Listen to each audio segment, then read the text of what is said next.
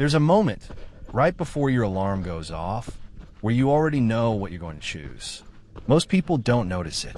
It happens too fast, buried under the fog of half sleep. But it's there, a split second where the whole day gets decided before you've even opened your eyes. I'm in my 40s. I got a list of old injuries longer than most people's excuses. And for years, I told myself that whatever door led to real discipline, real progress, real change, that door had already closed for me. Too old, too broken, too many false starts already behind me to believe another one would end differently. Let me be specific about that list, because vague suffering is easy to romanticize and specific suffering is harder to hide behind. A lower back that locked up completely for 3 days after lifting something the wrong way in my 30s. A knee that swells if I increase mileage too fast. Every single time, no exceptions, like it's keeping its own private ledger of every time I ignored it. Years of sitting at a desk that quietly rewrote the shape of my hips without asking permission. None of that is unique. Most people my age carry some version of this list. What's unique, if anything, is only the decision about what to do with it. This channel exists because I decided that story was a lie I was telling myself, not a fact about my body. And the thing that finally broke the lie open wasn't a new workout plan or a new supplement.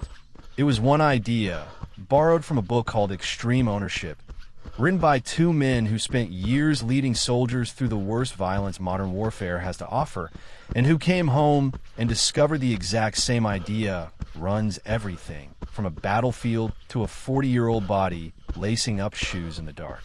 The idea is this. Leadership is the single most important factor in whether anything succeeds or fails. Not luck, not talent, not circumstances. Leadership. And before you assume that doesn't apply to you because you don't manage a team or lead a company or command anyone, stop right there. Because you do lead someone. You lead yourself. Every single day, in 1,000 small decisions, you're either leading your own life with real command, or you're quietly letting it lead itself while you watch from somewhere, just behind your own eyes, like a passenger. That's the whole premise of everything I'm about to tell you. And I want to slow down on it for a second, because it's the kind of sentence that's easy to agree with and easy to forget 5 minutes later. Think about the difference between managing a problem and leading through one. Managing a problem means reacting once it's already in front of you. The alarm didn't go off, so now you're rushing. The knee started hurting mid-run, so now you're improvising. Leadership happens earlier than that. Leadership is the decision made the night before about what tomorrow morning is going to look like, so that tomorrow morning has as few decisions left in it as possible. Most people who say they lack discipline don't actually lack discipline in the moment. They lack leadership the night before, and then they're forced to manage a crisis at 5 in the morning that a little bit of leadership at 9 the previous evening would have prevented completely. Here's a small, almost embarrassingly simple example from my own routine, because abstract principles land better with a specific picture attached to them. For a long time, my biggest obstacle wasn't the run itself. It was the 10 minutes right before it, deciding what to wear based on that morning's weather, hunting for the right socks because the old ones bother my ankle, figuring out the route depending on how my back felt. 10 minutes of decisions, every one of them small, and every one of them a tiny opportunity to talk myself out of the whole thing before I'd even left the house. That's management done badly at the worst possible moment. The leadership version of the same morning happens the night before in about 90 seconds. Clothes laid out based on tomorrow's forecast, which I check before bed, not after waking up. Shoes by the door. Route already decided, rain or no rain, with a fallback only for genuinely dangerous conditions, not just uncomfortable ones. None of that required extra discipline. It just moved the decisions to a time of day when I actually have some willpower left to spend on them. Instead of the one time a day, I have almost none. That's the whole distinction, scaled up to everything else in life that people call a discipline problem. It's rarely a discipline problem. It's almost always a leadership arrived too late problem. And the fix is usually smaller and more boring than people expect, which is probably why it gets overlooked in favor of more dramatic solutions that don't actually address the real bottleneck. Not everyone solves that arrive too late problem the same way. Some do best with a physical setup done the night before. So mourning is just execution. Others don't trust private decisions and do better making the run public, telling a friend the night before. So backing out means disappointing someone else, not just an empty hallway. Others do best with a visible streak, a calendar of check marks, because breaking a visible pattern feels like a bigger loss than any morning excuse feels like relief. None of these is more virtuous than the others. The only wrong version is relying on remembering at 5 in the morning that you're supposed to feel motivated. Motivation was never the plan. Structure was. Here's how the deeper idea actually works. And it starts with a question that sounds simple and isn't. When something goes wrong, whose fault is it? Most of us have a reflex answer ready before the question even finishes. The weather, the schedule, the old me injury, a bad night's sleep, something outside of us, waiting conveniently to take the blame. And here's the uncomfortable truth those two men learned the hard way. In situations where getting the answer wrong meant people didn't come home. That reflex answer is almost always a lie of convenience. Not a lie in the sense that the excuse is false. The knee really might hurt, the weather really might be bad, but a lie in the sense that it lets you stop looking exactly where the actual power to change things is sitting. They call it extreme ownership. One sentence, brutally simple. Everything in your world is your responsibility. Not most of it. Not the convenient parts. All of it. Asterisk, asterisk. I want you to actually sit with that instead of nodding along. Because it's easy to agree with a sentence like this in theory and then go right back to the old habits 5 minutes later. If a bad run belongs to your knee is exactly as broken tomorrow as it is today, and nothing changes. If a bad run belongs to the choices that led up to it, how you trained this week, whether you warmed up, whether you pushed too hard yesterday, then suddenly you have something to actually work with. The moment you own a problem, you get the only thing that ever mattered, the ability to do something about it. This isn't about blame or guilt. That's the part almost everyone gets wrong on the first pass. So let me be exact about it.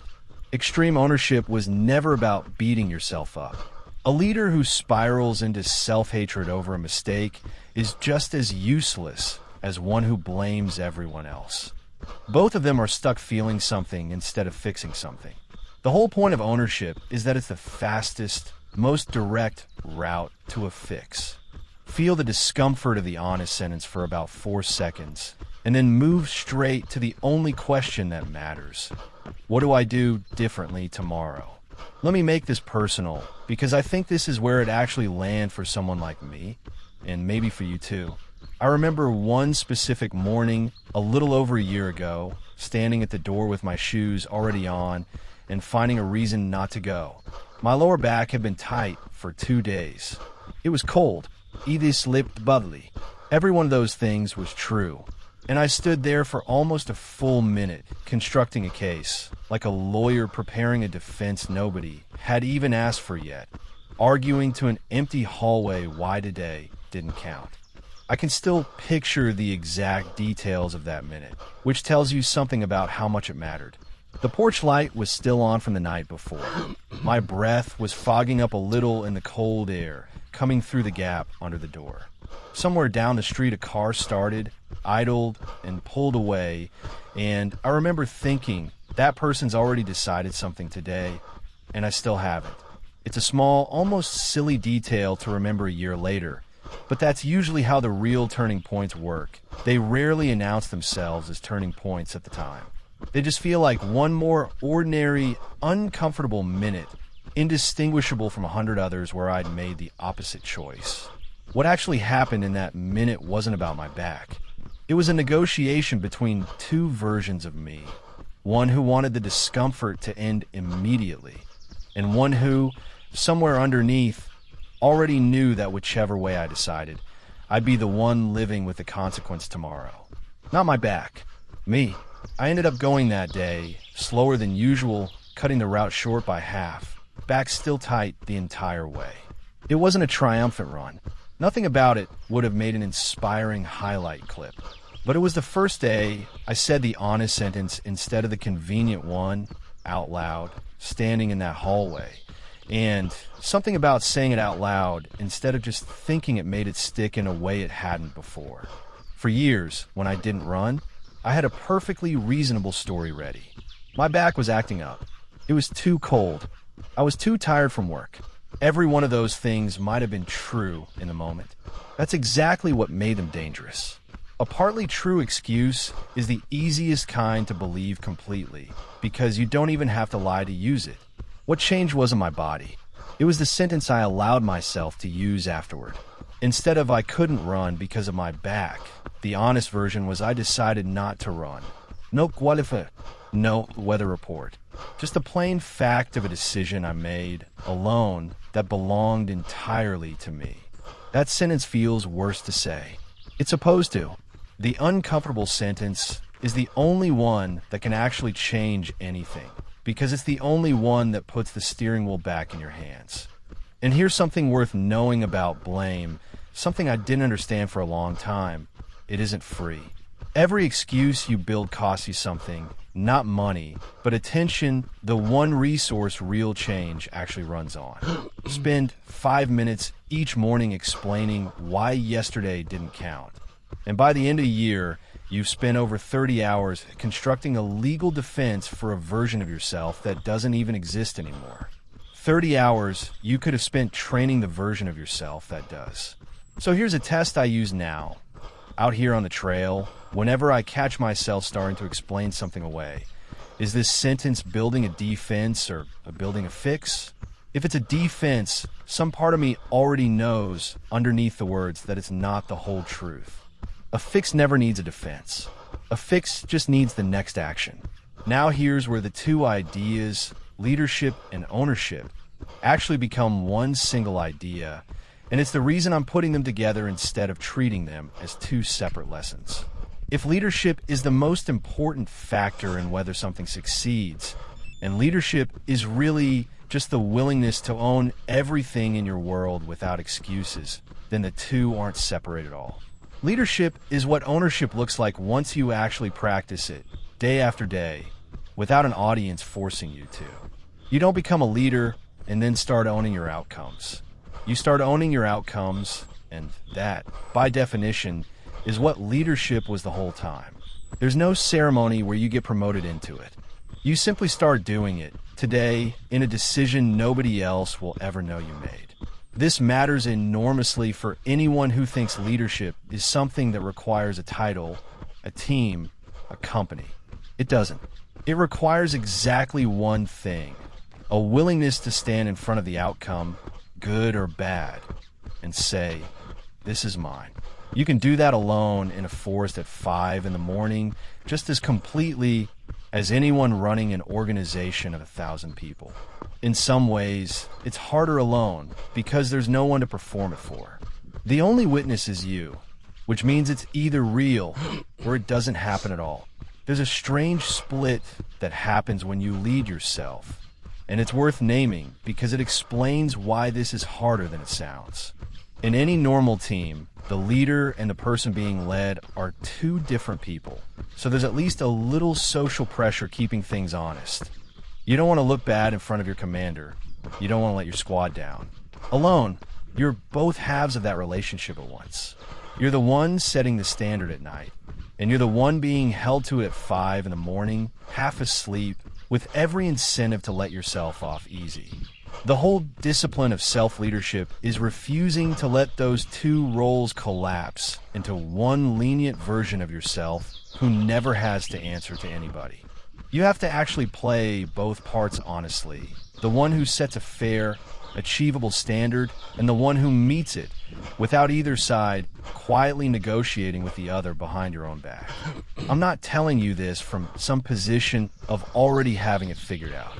I'm telling you this as someone with a body full of old damage, a long list of stopped and started attempts, and a channel built entirely on proving, mostly to myself, that none of that disqualifies a person from starting again, seriously, today. There's a second layer to this worth naming honestly, because it cuts differently depending on who's listening right now. If you've been telling yourself it's laziness, sit with whether that's actually true or whether it's fear wearing a more comfortable costume.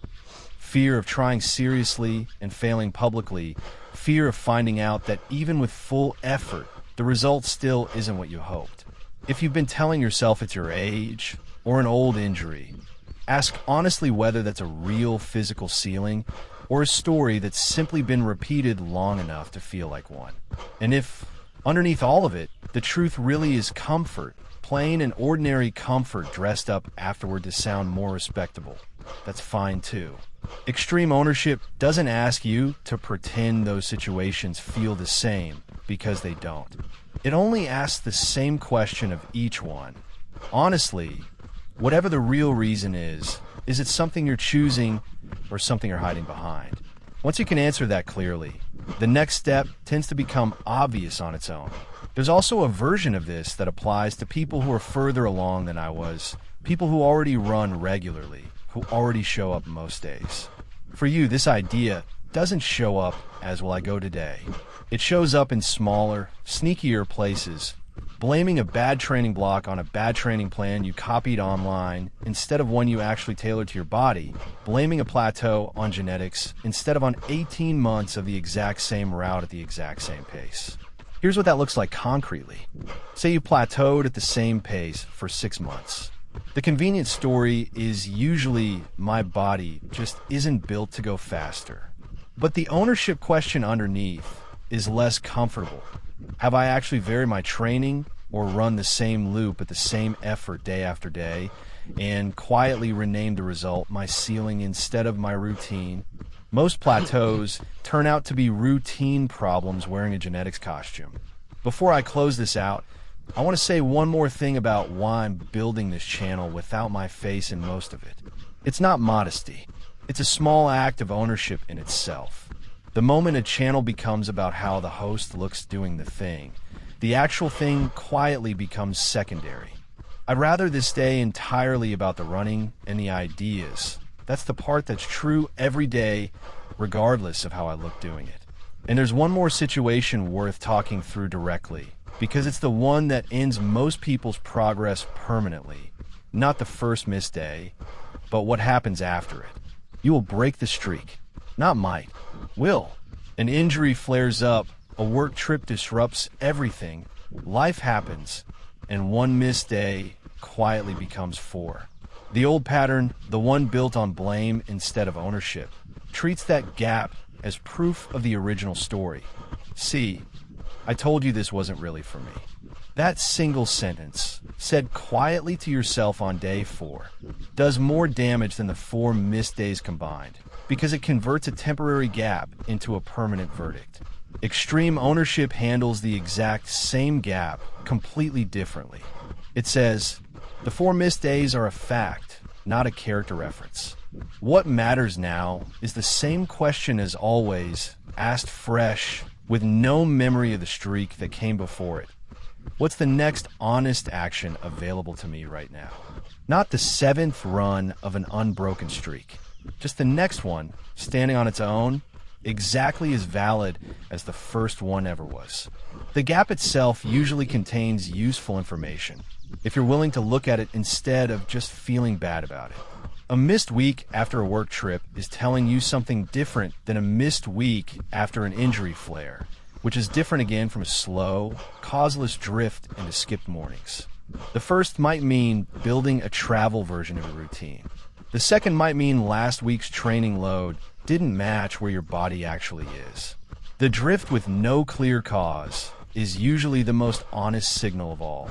It often means the structure quietly stopped fitting, and it's worth rebuilding rather than forcing yourself back into a version that had already started to fail. So here's what this actually looks like on a normal Tuesday, not in some dramatic version of your life built for a highlight reel. Tonight, before you sleep, say one honest sentence about today, not the convenient version, the real one. Not, I didn't run because of my knee. Just, I decided not to run, if that's what actually happened. Or if you did go, I decided to go anyway. And let that sentence sit there as plain proof of exactly what leadership looked like today, no embellishment needed. Then ask one more question, and only one, not 5. What's the single adjustment for tomorrow? Small enough that there's no reasonable excuse left standing in front of it. Not a 5-point plan to fix your entire life. One adjustment. Lay the shoes by the door. Set the alarm 10 minutes earlier. Text someone you're going. So the decision exists outside your own head before the moment of weakness arrives. Do this for 7 days. You won't feel transformed. That's normal. Real change doesn't announce itself loudly, day by day. You'll probably still feel tired most mornings. Your knee might still complain on the cold ones. Nothing about the honest sentence magically fixes the physical reality you're working with. But you'll have 7 honest sentences instead of 7 convenient ones. And that record, more than any motivational feeling, is the actual difference between someone still running a year from now and someone who quietly stopped in March with a perfectly reasonable story about why. I'd add one more thing to that 7A practice, something that took me longer to learn than the sentence itself. Write the adjustment down somewhere you'll actually see it again, not just in your head where it can quietly dissolve by noon. A note on your phone, a line in a notebook by the door, anything that exists outside the version of you that's currently negotiating. Leadership, real leadership, almost always involves building a small structure that future you can lean on, because in the moment you is the least reliable narrator you'll ever have to work with. Let me talk for a moment directly to whoever's listening to this and thinking, that's easy for someone to say in a calm voice over some nice forest footage. But my situation is actually different. Maybe you're recovering from something more serious than a sore knee. Maybe the exhaustion you're carrying isn't about willpower at all. It's about a job, or kids, or a season of life that genuinely leaves less room than mine does most mornings. I want to be honest here rather than motivational for its own sake. Extreme ownership was never a claim that everyone's starting line is the same, or that effort alone erases every real constraint. What it actually claims is narrower and, I think, more useful. Whatever your real constraints are, you're still the person best positioned to work honestly within them. Better positioned than anyone blaming them from the outside, and definitely better positioned than the version of you that quietly stopped asking the question at all. Ownership doesn't deny that your hill is steeper than someone else's. It just insists that it's still your hill to climb at whatever pace actually fits the person you are right now.